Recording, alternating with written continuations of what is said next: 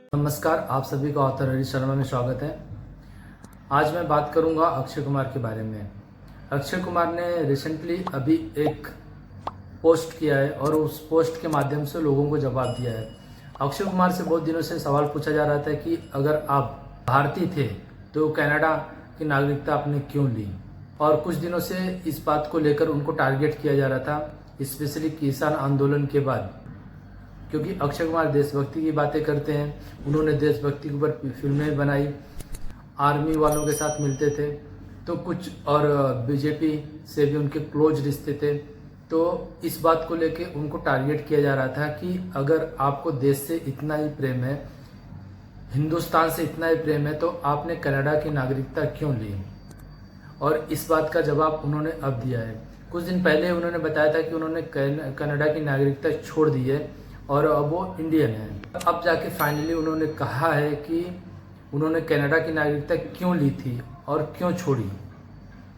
उनका कहना है कि जब एक समय ऐसा था कि उनकी फिल्में नहीं चल रही थी और उनको नई फिल्में भी नहीं मिल रही थी, इस कारण से उनकी 2-3 फिल्में जब रिलीज हुई और वो फ्लॉप हो गई, तब उनको ऐसा लगा कि अब फिल्म इंडस्ट्री में मेरे लिए कुछ नहीं है, क्योंकि उनको काम भी नहीं मिल रहा था। तो अब उनके पास एक ही रास्ता बचा था कि जो उनके पास पैसे हैं वो कहीं पर वो बिजनेस में लगाएं, ताकि आगे चलकर उनको सफ़र न करना पड़े। क्योंकि हम जानते हैं कि उन्होंने लाइफ में बहुत स्ट्रगल किया है, यहाँ तक कि वेटर का भी काम करना पड़ा था उनको। काम कोई भी छोटा बड़ा नहीं होता, पर हमारी सोसाइटी इस हिसाब से बनी है कि हम बहुत सारे काम को अलग ही नज़रिए से देखते हैं। तो अक्षय कुमार ने बुरे दिन देखे थे, अच्छे दिन देखे थे, इसीलिए उन्हें इस बात की डर था आगे चलकर फाइनेंशियली वीक हो सकते हैं। तो उन्हें कनाडा में कार्गो बिजनेस में अच्छी अपॉर्चुनिटी फील हो रही थी, इसीलिए उन्होंने अपने पैसे को कनाडा में लगाने के लिए सोचा। और साथ में इस हिसाब से उनको कनाडा की नागरिकता भी ऑफर हुई थी, जिसे उन्होंने अप्लाई कर दिया और वो कनाडा के नागरिक बन गए। वहाँ पर उन्होंने ज़मीनें और घर भी लिए थे।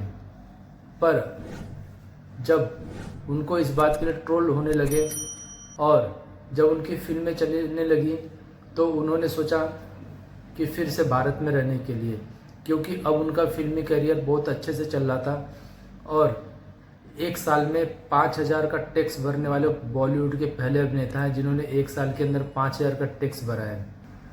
तो कनाडा की नागरिकता उन्होंने अब जाकर कुछ महीने पहले ही छोड़ दी और उन्होंने एक स्टेटमेंट दिया कि मैं पहले भी हिंदुस्तानी था और आज भी हिंदुस्तानी हूँ और एक हिंदू हूँ।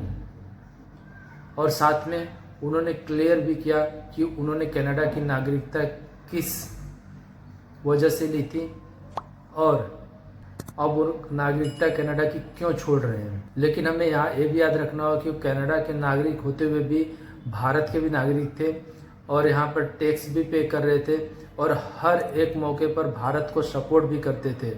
तो ये कोई मायने नहीं रखता कि वो कहाँ के नागरिक थे या हैं, वो कनाडा के नागरिक होकर भी अगर भारत को सपोर्ट करते थे, टैक्स देते थे, हर मौके पर भारत के साथ खड़े थे, सोल्जर के साथ खड़े थे।